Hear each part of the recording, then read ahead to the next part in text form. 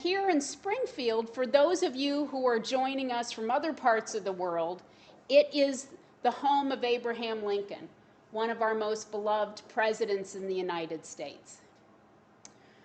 When the idea of the Hangout came about, there were brewing enthusiasts that offered up their training facilities, their labs, and said that they wanted to participate.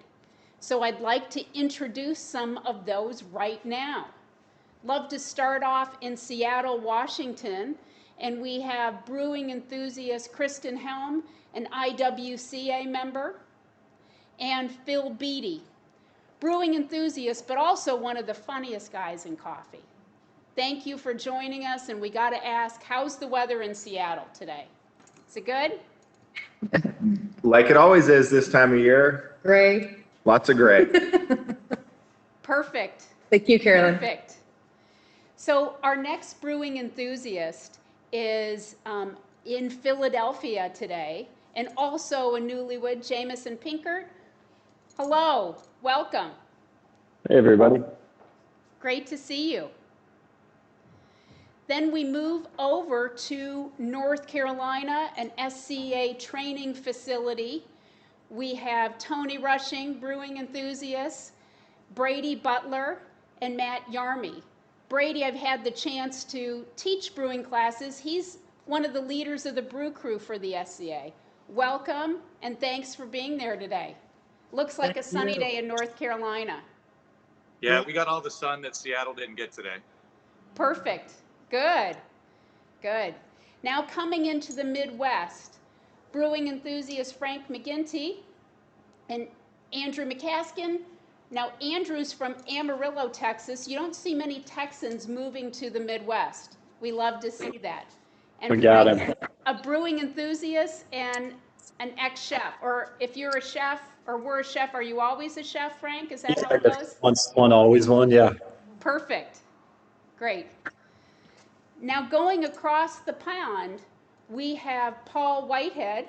He's joining us from what he said was a conservatory. We don't even know what those are in the U.S. Paul, are those? It's just a sunroom. Oh, it's Everyone a knows sunroom apparently. Well, it sounds very snazzy. So it's not very sunny right now. It's pitch black.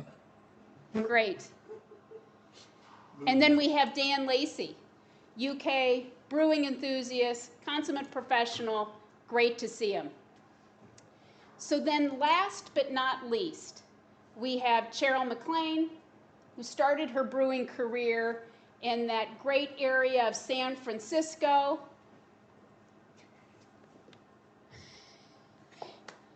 And Doug Bishop. I'm not Cheryl. That was Cheryl. She missed her a little bit. Great. We are so excited about today, a hangout. We're going to be talking about, well, we don't really know what everyone's going to be talking about. That's the best part. It is, think of it as a show and tell. Brewing enthusiasts getting together to talk about how they profile coffees, how they craft recipes.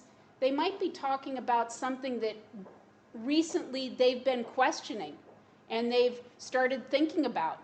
They might be discussing that. We just welcome it all.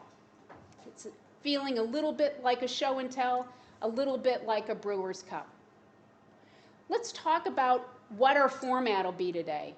We have many people logging in from around the world, so we're keeping audios off and also videos off so that it improves the feed for most people. If you want to chat, if you want to add into the conversation, use that chat function. We'll be looking at it, and then we can unmute, put a video on, and you can pipe in. Does that make sense? Does that feel good? Great. So with that, if we're ready to get started, we have 6 of us today that are going to be presenting, and I get the pleasure of starting us off. What I thought I'd do today is tell a story about a coffee that really impacted me, and then when I get to brew it, how I approach that coffee. So it happened when I was about to pick the cherry off the stem, and I thought, is it burgundy or is it more red? And I looked down in my basket and was comparing it with the 4 others that I had. And with that, I wanted to hit it at the optimum time, that optimum time for picking. I was at harvest in the San Marcos area of Guatemala. And I was humbled by the women that I met and how fast that they could pick coffee and how fast that they could bring it all into their basket. So with that, when I looked into their eyes, those women in Guatemala, I saw generations of love and warmth in the feel that they have for their land. One of the women from the finca gifted me this necklace that I wear today, and it told her story.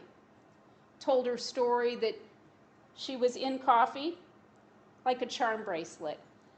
The coffee songbirds that are on her finca, and then the story of her family. Family was everything.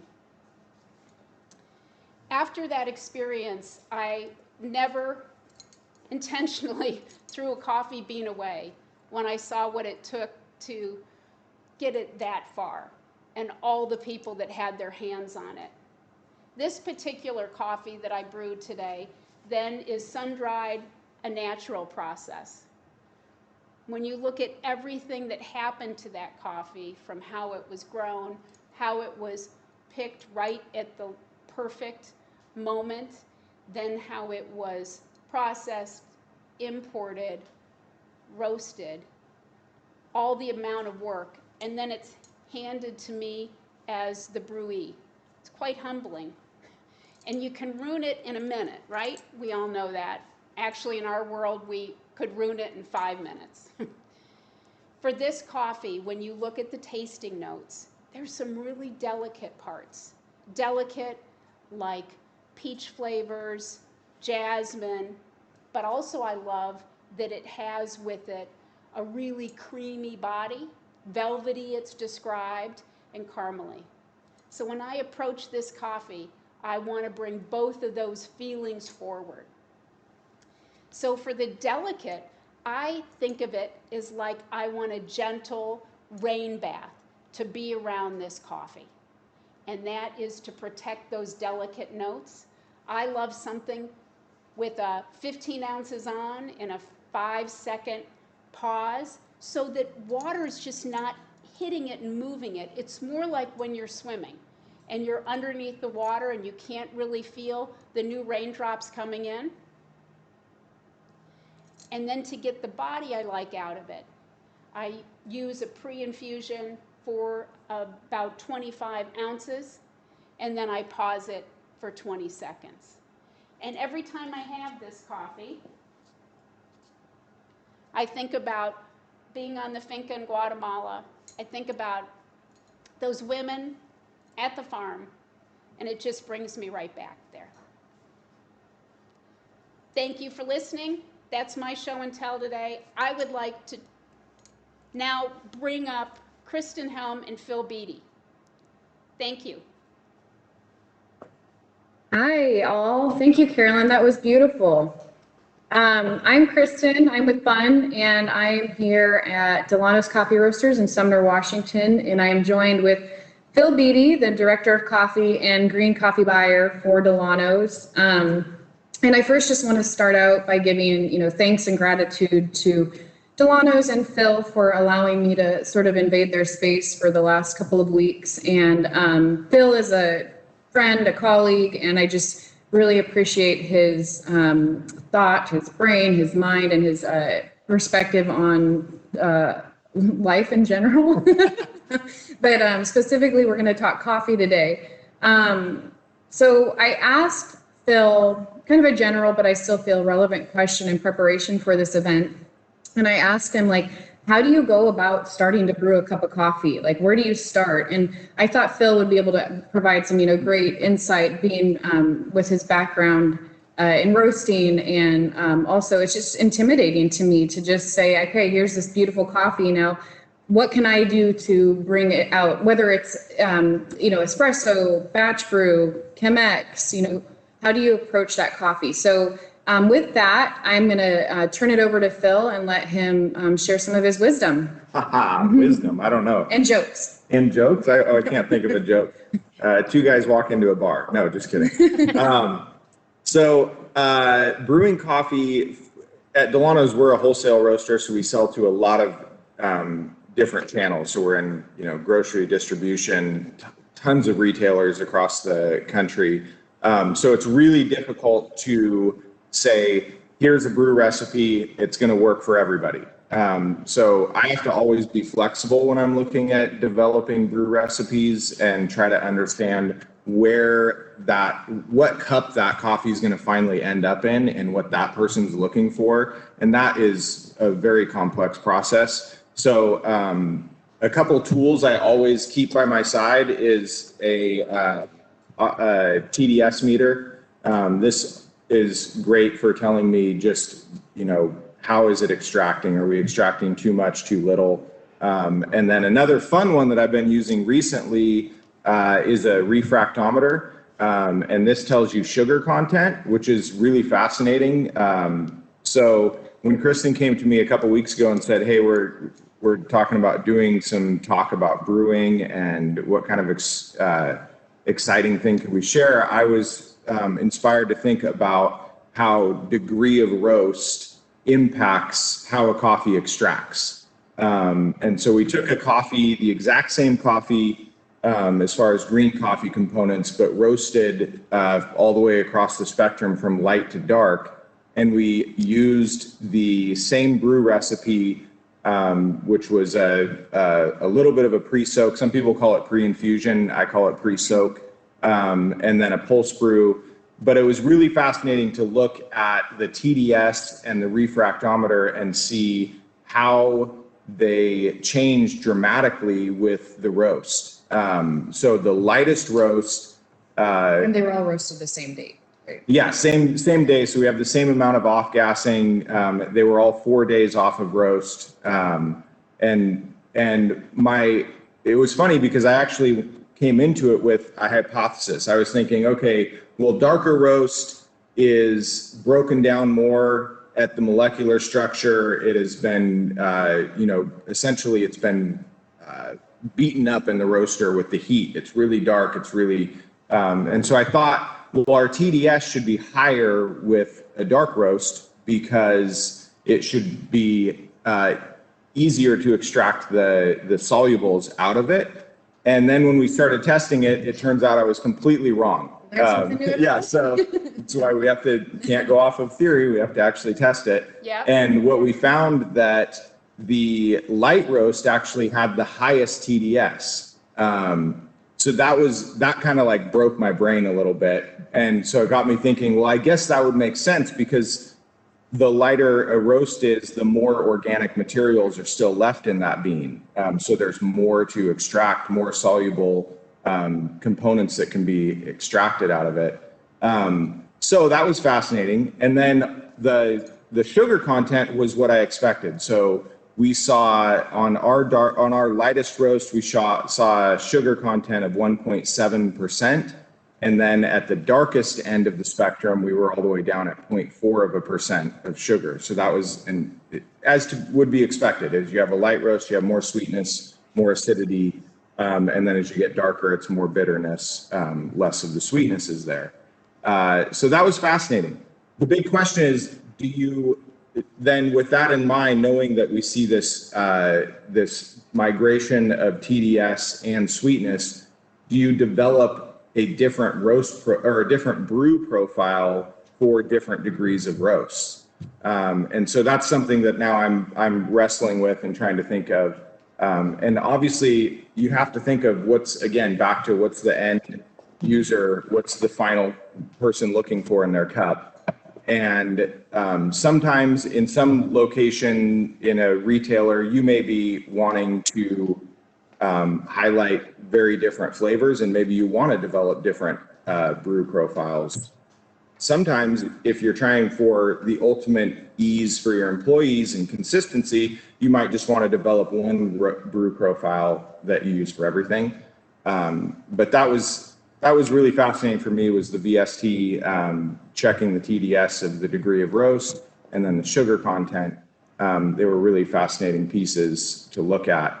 And then obviously you start tasting those coffees and you realize that maybe if I did more soak or more pulse, I might get a higher TDS out of the darker roast. But is that really what we want? Maybe the darker roast, you actually want a lighter brew, since it already has so much intensity of flavor characteristics. Yeah, it was interesting. The TDS from our light to dark, it went up, down, and then started peaking back up on the dark. It was really interesting. So we have 50 years collectively in the industry and totally blew our minds. Yeah. So. That's fascinating. I'd love to ask the brewing enthusiasts that are online, type yes if you currently are doing different recipes for degree of roast. Love to see from the group what they're seeing. Back to Phil and Kristen. Yeah, the other thing that Kristen just mentioned was that as we got to the extreme dark end of the spectrum, we did see the TDS start to come back up a little bit. And so that one I've been thinking about. I need to do more tests on it, but anybody who grinds coffee knows that the coffee is going to grind differently based on the roast profile. So I thought maybe at that extreme dark roast, we were getting a little bit finer grind, even though the grinder is obviously set to the same grind. Maybe with darker roast, because that bean is more brittle, it will tend to grind a little finer, so which then would start seeing the increase in TDS at that extreme. But really a lot that can be dug into there with degree of roast, not even taking into account the green coffee components and roast profile, but just how dark it is. Yeah. I love that you came into it just with a different idea of what it was going to be, and that you kept exploring and you opened up with a lot of new learnings. These are the conversations that I think we've all missed at coffee events. So thank you for bringing that forward. And that background you have is really phenomenal. It's gorgeous. Thank you. Well, and I gotta say, this coffee is pretty amazing. I think crazy is the word a few of us have used, but Phil, what is this? This is This, this morning we brewed a cup of a Columbia, this is a anaerobic fermentation, really extreme anaerobic. It tastes like kombucha and white wine. Yes, I feel that. Yeah, it's a pinky in the air coffee for sure. Wow. So Hangout 2.0, we have to have a way to taste that all together, because you're missing it. I want to have a sip. Really cool. Thank you. Well, why don't we move over, and please feel free to add anything else to the discussion. But I would love to go to our brewing enthusiasts in Philadelphia, Jameson. Hey, everybody. That's a fun one to follow because I'm going to talk about one of my favorite things ever, which is excessive documentation. Awesome. So where I work, we do. Can you hear me okay? Excellent.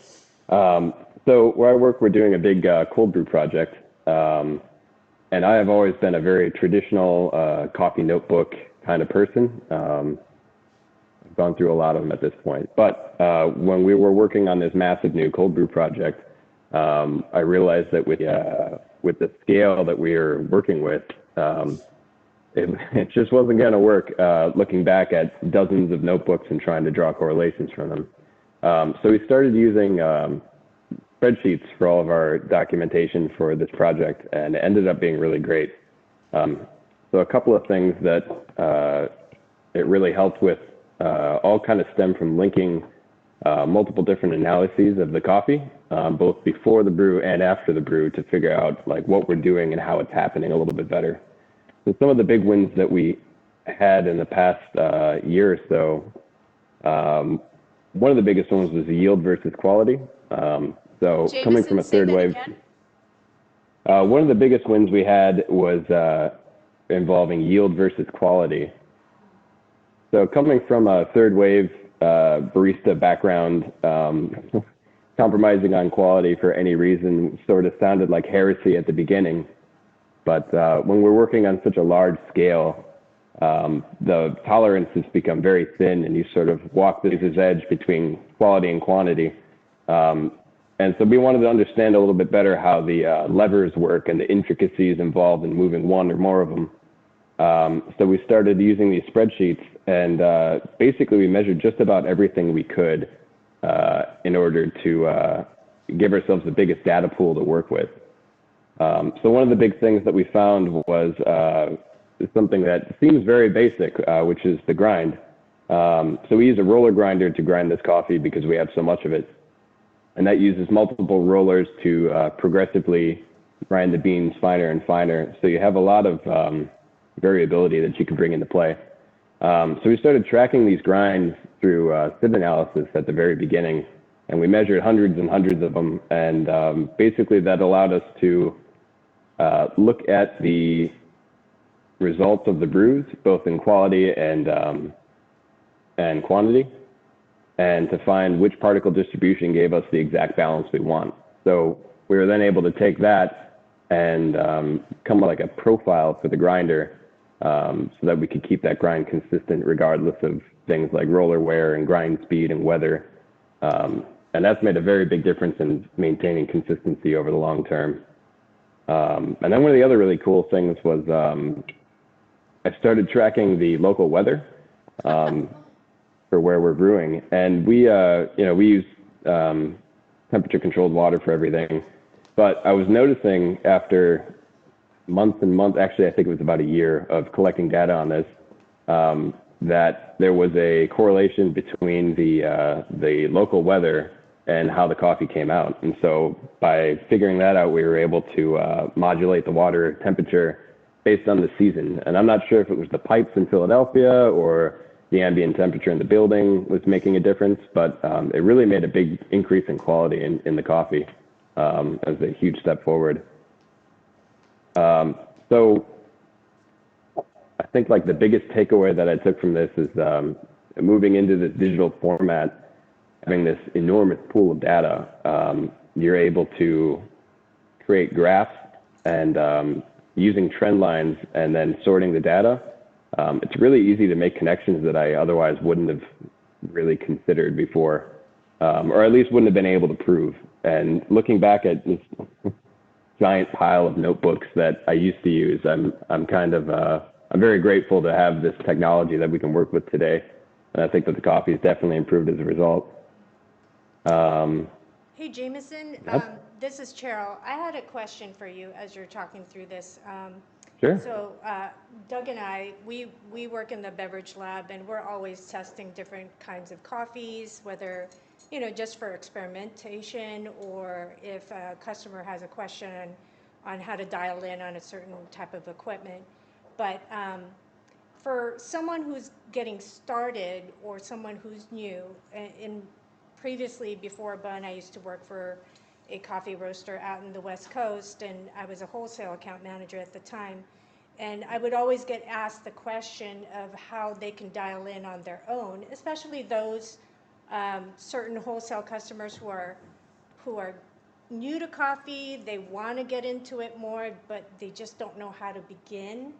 So I guess, what I want to understand is there like some suggested parameters or notes, or like, is there a template that you could recommend that would help people kind of get started, especially as they're digging into coffees?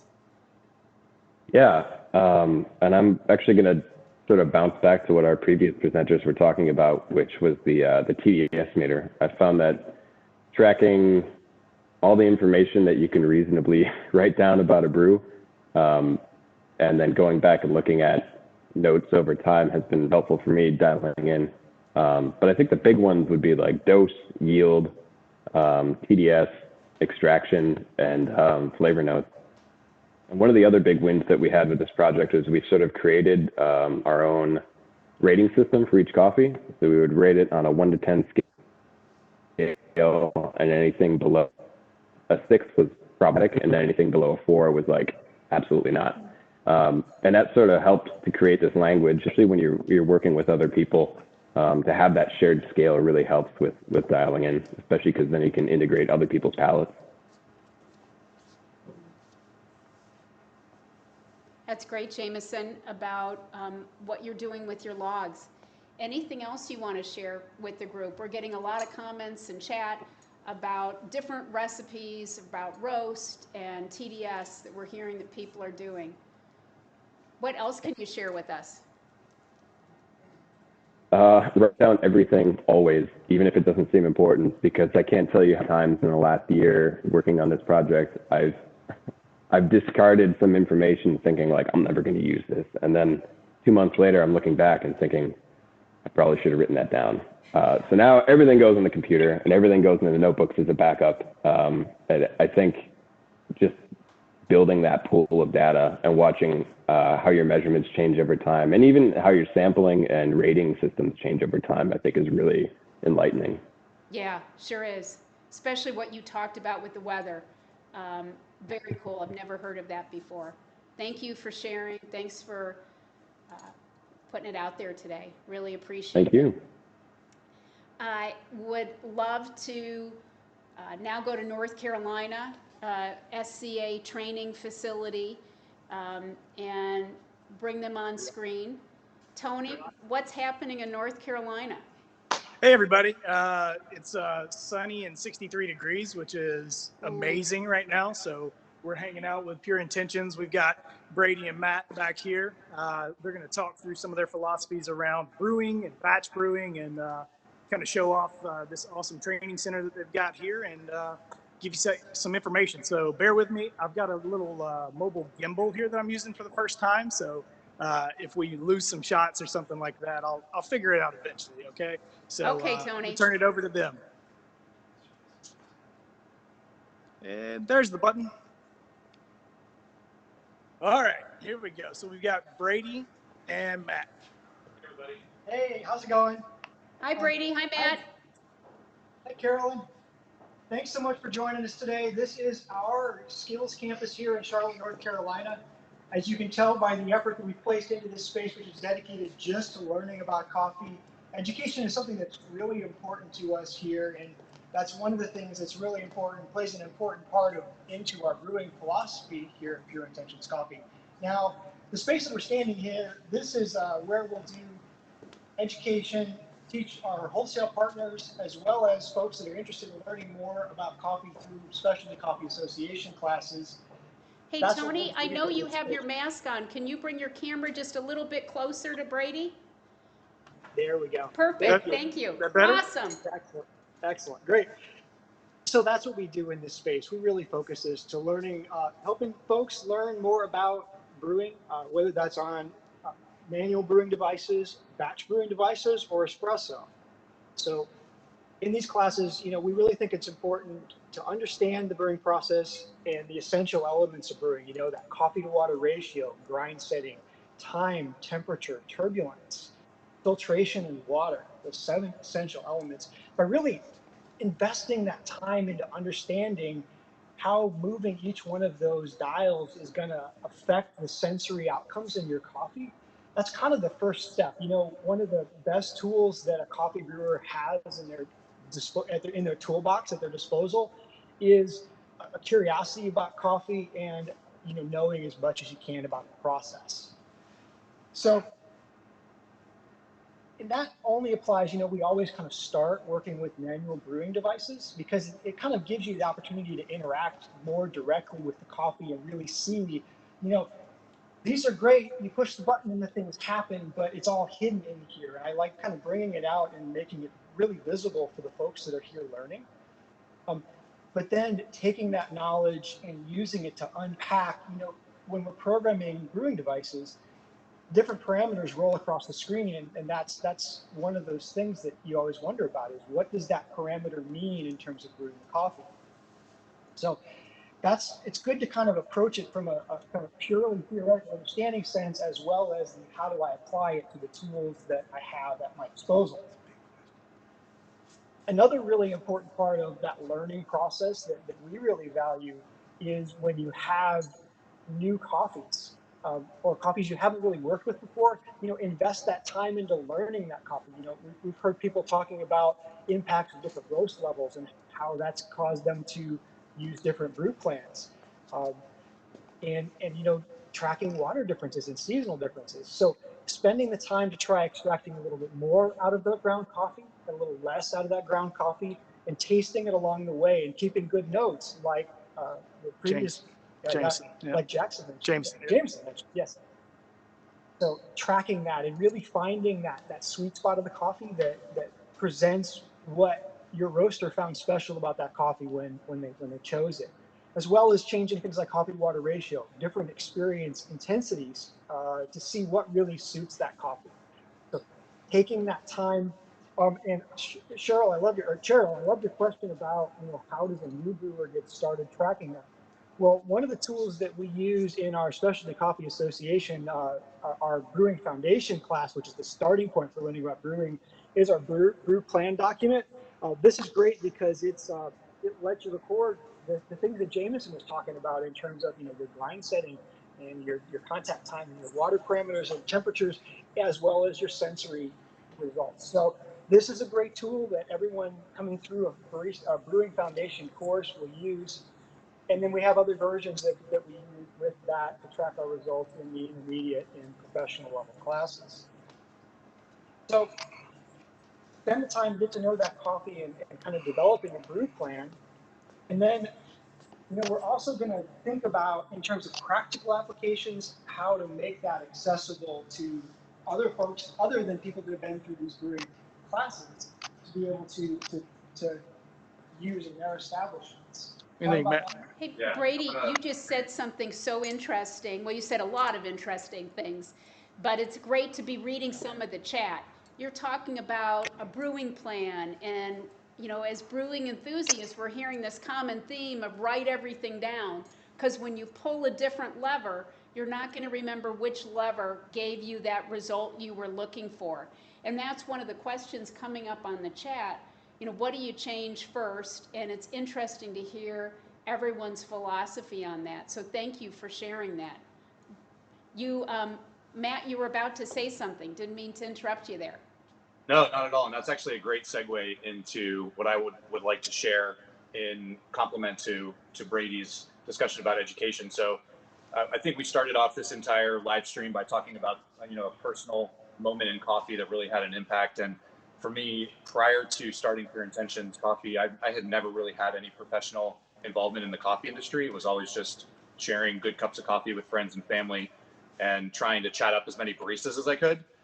So my introduction into coffee was very practical. It was tasting and, my brain trying to parse out all of those variables and trying to understand them without really any fundamental understanding of what was happening or what from a professional perspective, what the variables were.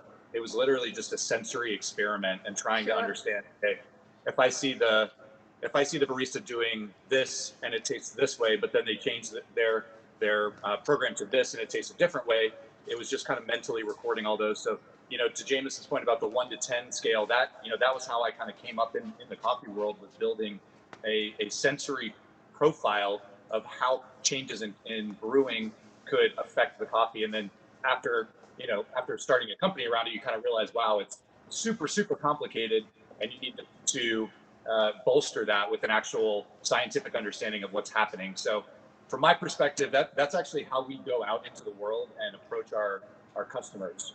We do a lot of work with customers that have very limited coffee experience or have absolutely no coffee experience, but are interested in adding a really high quality coffee component to their existing service model. So it's really kind of fun because I get to go on that same journey that I went on 10 years ago. I get to go on that same journey with them and show them, okay, I understand what you're tasting, and here are the specific things on this BUNN Platinum that we're going to be adjusting to draw out more of that robust body. So that's one of the things that we've been dealing with a lot lately is folks that are looking to create that crowd pleaser in a coffee, right? So it's a restaurant and they're going to get totally different demographics and different people walking in the door. They're not going to have the time to come over and brew 4 different types of coffee and adjust the parameters in the middle of their dining service. They want one coffee that's going to knock the socks off everybody that walks through the door. And, so we're having to try and understand a little bit about what the client perception of a good cup of coffee is, what their demographics perception of a good cup of coffee is, and then which coffee of ours, like our organic Peru single origin select, that we love to pair that with the BUNN MHG and the BUNN brewing devices, because it's super, super user friendly from a coffee and equipment perspective. And we don't have to worry about getting a call on a Saturday morning or a Sunday morning during the middle of brunch service saying, hey, the coffee's tasting super, super weird. It's coming out like water. I don't know if I hit the wrong button on the grinder or hit the wrong button on the brewer. It makes it so easy that our customers can have extreme levels of confidence that the coffee coming out of the brew funnel is going to taste exactly the same every time. And we will be able to help them get it to the point that they're comfortable with. So that's what I really love about all of this equipment and sort of our growth in being able to provide that level of service to our customers. So sourcing really, really high quality coffee, understanding the science behind it, that's sort of our job internally. That's the black box. And then what gets out of the black box is just a really, really great coffee product that our clients are comfortable selling. Thank I don't know you. if you have anything to add to that. Good. Thank you. Tony, I think you were great on that feed. I think you I- have a I'm trying to learn. Here. So hopefully it went well. pretty impressive there, Tony. Well, great. So because it's getting, we're going to now move to the Midwest, back to the Midwest. So we're on the East Coast, back to the Midwest. Hey, Frank. Hey, And our show and tell, what are you guys up to? I'm Frank McGinty. I'm here with Andrew McCaslin from our team. We're with Caldy's Coffee here in St. Louis, and we're a wholesale roaster, but also have nearly 20 cafes of our own that we operate. And we've been talking a lot just about consistency and then communication. So down at the roastery here, we do a lot of quality control, a lot of the science that the previous presenters have talked about. Then the gap there is, how do you communicate that to our team at the cafe level, not only so they understand what they're doing, but they're excited about it? And then how do we get consistency with, once we find what we like, how do we give our guests a consistent experience based off of all the science we've done here at the roastery? So that's Andrew's job, essentially, is he's the gap, or the bridge between the gap between all the roasting and quality control and QC that happens here at the roastery, and then getting that information not only to the cafe level, but also making sure practices and procedures are in place to make sure our guests always experience a consistent quality cup. So I'm gonna let him talk a little bit about that. Yeah, hi everybody. One of the things that I really love doing here is that communication between what we do here at the roaster and then the team at the cafe level. So some of the things that we like to do in terms of really like proper communication is we always send out every coffee we source. We actually send out feedback samples to all of our cafes, and then we collect as much information as we can from the team. And then sometimes even that information, whether it's flavor notes or brewing parameters, we can use that when we launch the coffee. And so a lot of our team members in the cafes can play a role in actually how that coffee looks on the retail shelves. So if it's tasting notes, or maybe how that coffee looks whenever we're kind of communicating how best to brew it to guests that are coming in. And then once all this information we're taking into account, we continue that information through with proper QC communication here, whether it's espresso or pour over brewing, batch brewing. We always, every single week, every Thursday actually, we'll take our coffee, QC it, and then we relay that information through 2 or 3 different mediums to the cafe level, whether it's email to kind of our cafe's leadership, or if it's kind of on our overall communication application that we use. We're trying to send out as much information as possible, and then try to open up feedback loops for that as well. So that's one feedback loop. Basically letting any team member at our cafe know that they're empowered to like give us ideas and feedback about the coffee that we're brewing, what they're tasting, and then hopefully we can take that, use it to make changes for the better in our coffee program, whether that's specialty program or espresso. Wow. I think the other thing that's interesting is as we've learned all this and been able to communicate it to our team, we've had the opportunity to then give that information to our wholesale customers. So customers that are in the university setting or the hotel setting or a coffee shop, a lot of the information that Andrew and the roastery team are able to put together from a scientific level, communicate to our cafe team, then we're able to also relay that information to our wholesale partners. So it's been a win-win-win as we've kind of streamlined some of these communication tools. That's awesome. That's really cool.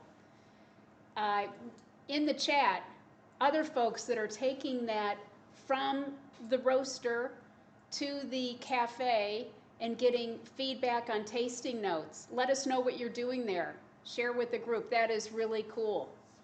Well, it's getting pretty late in the UK, and Paul is still in his sunroom, but Dan is there. Dan, we would love to see you, and brewing enthusiast, share with us what's happening.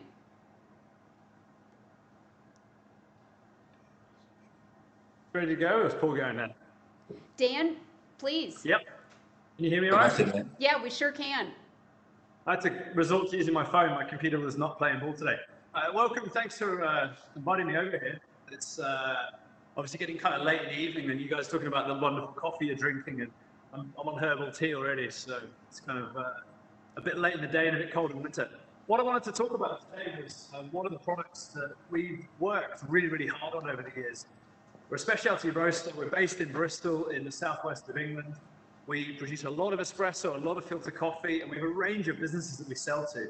And they can range from brewed by hand, small independent cafes, all the way up to larger event spaces and food service management. And one of the products that we used to buy from someone else, it was like maybe 1% of what we did, which was a pre-ground nitrogen flush sachet of coffee, which obviously for certain applications, some skill levels, and also when you start getting onto the larger brewers, needs to be controlled. Now, one of the things that we did when we brought it on board was sort of, I guess what we do with everything here is we think to do it ourselves, it's going to be great because we brought the machine, but it turned out getting the grind setting right, consistent across, I'm sorry to say, but different brewers who different companies have bought, that isn't always fun. It could be a range of different stuff. The different water qualities across the country was actually quite tricky, and for us to be able to QC that here and to make sure that the product went out. So, the product Hey Dan, just move a little bit closer to your mic, please. Yeah, sure, no problem. Awesome. So the product looks a little like this when it comes out, and what this is a pre-ground sachet, and we spend a little bit of time playing around with the recipes and ratios on this. We've made it so that these brew 2 liters at a time, so they're 120 grams. And we've tested this every single time. So every time we brew this, make this coffee, we roast it, we then grind it up in a really kind of a beautiful old grinder that will grind a kilo of coffee in about half a second. But it's not a roller grinder, and I heard you guys talking about that before, and I'm quite jealous because we could really do with one. But what we've done instead is use the Crew screens, and what we set up is we worked out what percentage of what coffee needed to sit in which screens for us to be able to brew that coffee to between 1.3 and 1.4% TDS across a range of brewers with different water qualities around the UK. Now, when we brought that product on, we were sort of selling a couple of kilos a month of it. It wasn't really a big mover. Pre-lockdown, we were doing more than a ton of that a week. So it's a product that we were super proud of, that we've worked really, really hard on. And despite the fact that as an AST, I can teach people how to brew things by hand and competition judging. You can watch people try and be meticulous in the way they do it. The reality is, for larger scale environments, a product that is controlled, where we've done all of the QC on it, nitrogen flush the coffee, enables us to deliver a product that's incredibly high quality, fantastic cup score, but also really consistent across the board.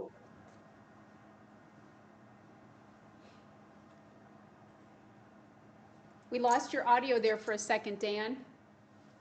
Sorry about that. Yeah, we've had a little bit of an issue with connection this morning here. So yeah, that's to say one of the products that we make.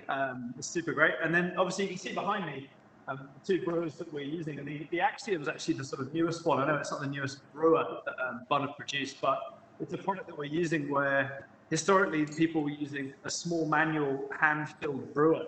And what we're finding is that laziness, rush, lack of training meant that people were using tap water predominantly for that, which in the south of England, you may have seen the iconic White Cliffs of Dover.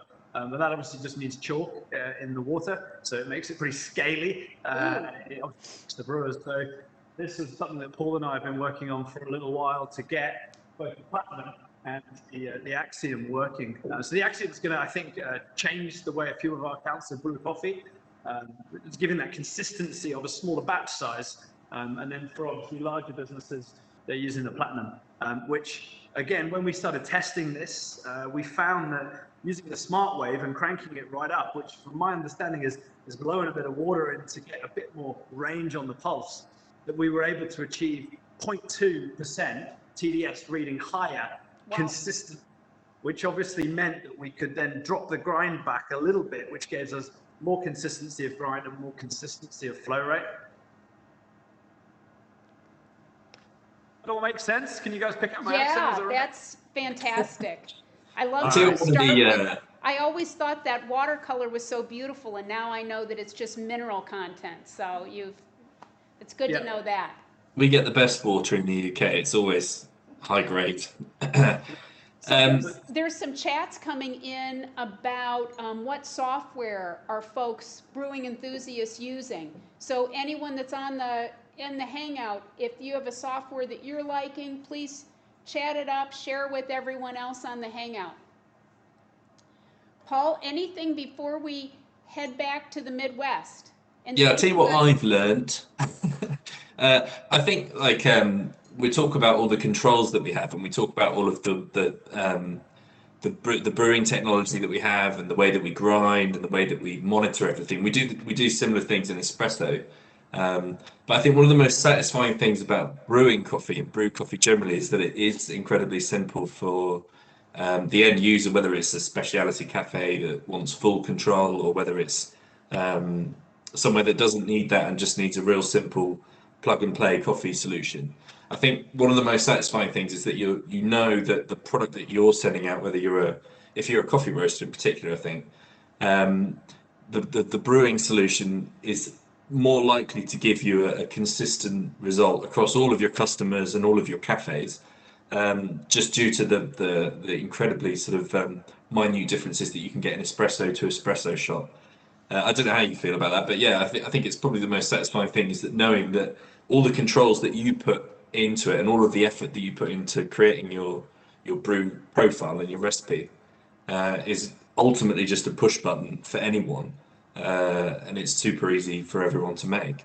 That's one of the most satisfying things I think that I've thought about here. Yeah. Well, great seeing you both from the UK. Thank you. And thanks for having me. Next, our last two brewing enthusiasts that wanted to participate in the show and tell today, turn it over to Doug and Cheryl. So we got to run in.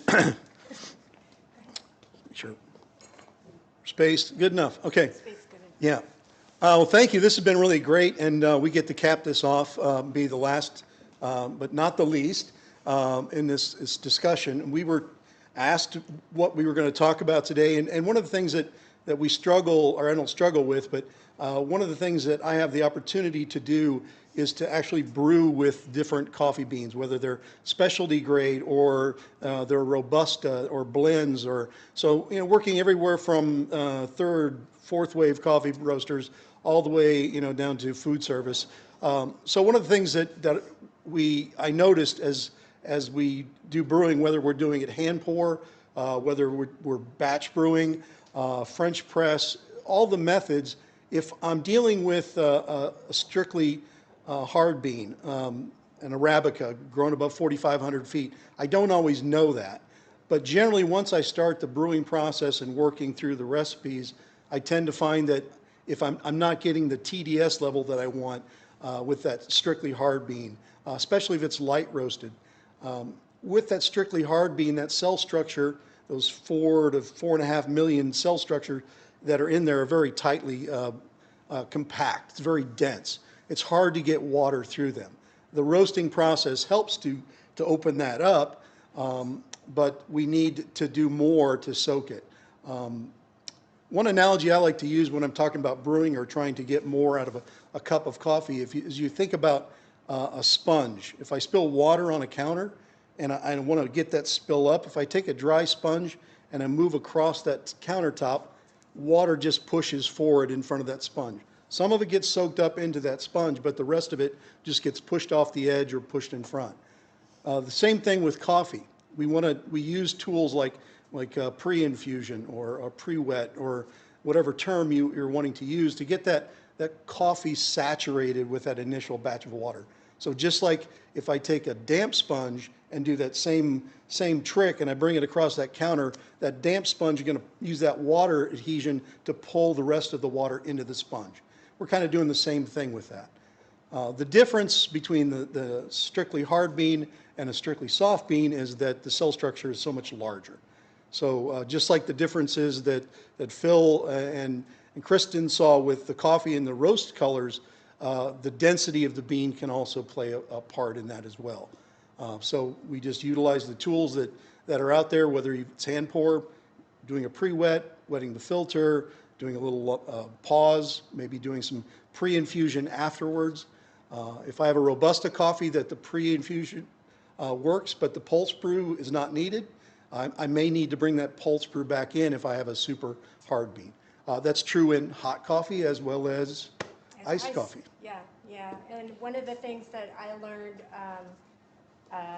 working with iced coffee and cold brew with Doug and with our customers is just kind of playing with the different parameters, whether it's dose, time.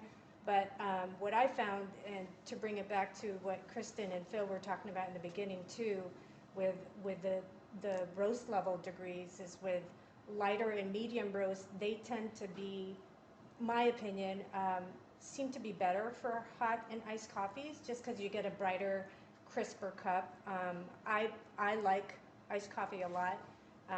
More so than cold brew, and maybe because I've drank so much cold brew over the years, it's like in my veins. So, so now it's like I'm more into iced coffee these days, and I just love how you can use the different levers, whether it's pre-infusion or pulse brews, to really highlight the origin of that coffee. So that's one of the things I really enjoy. And one of the other things that I forgot, I'm sorry, but Tony, Brady, and the third gentleman was talking about earlier was some people do get hung up with TDS sometimes, and that necessarily doesn't really translate. Again, I keep coming back to my wholesale days. It doesn't really translate to the end consumer, whether it's the restaurant or the office coffee or the hotels. Everyone has a different kind of desire of what they want that finished cup to be. And it doesn't necessarily always have to be in the box, and that's what I love about coffee in general, and brewing it, and brewing different ways of doing it, because you can always manipulate different things to achieve a good outcome for the consumer. So that's what I enjoy a lot about coffee. There's so many ways to manipulate. Yeah, just touching on one of the questions I saw too, was coming through the chat. There was a piece about asking in the initial work that Phil and Kristen were talking about the different TDS and the bricks. And there was a question that said, could I change just the throw weight of the coffee to get the same TDS level?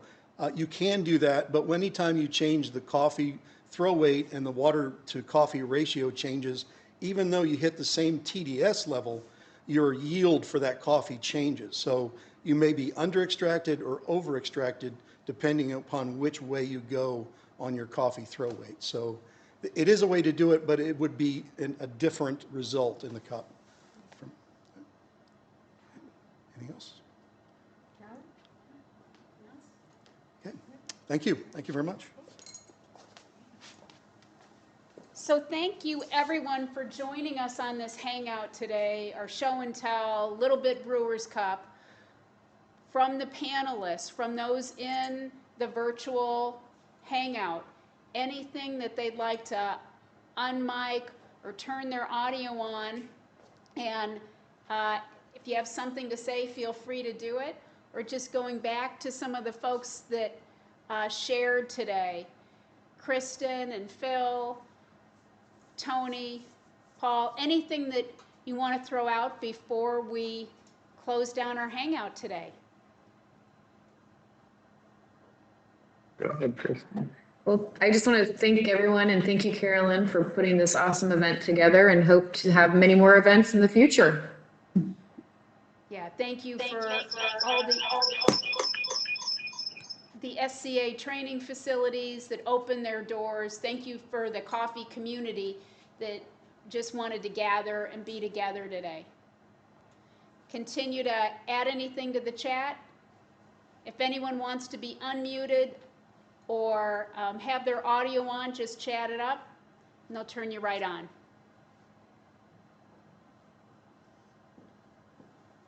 Hey guys, Tony, Brady here. Just want to say thanks for the time today. Really enjoyed, learned a lot from our various presenters, and really enjoyed getting to see everybody. It's been too long since we've been able to see everybody, so really appreciate that.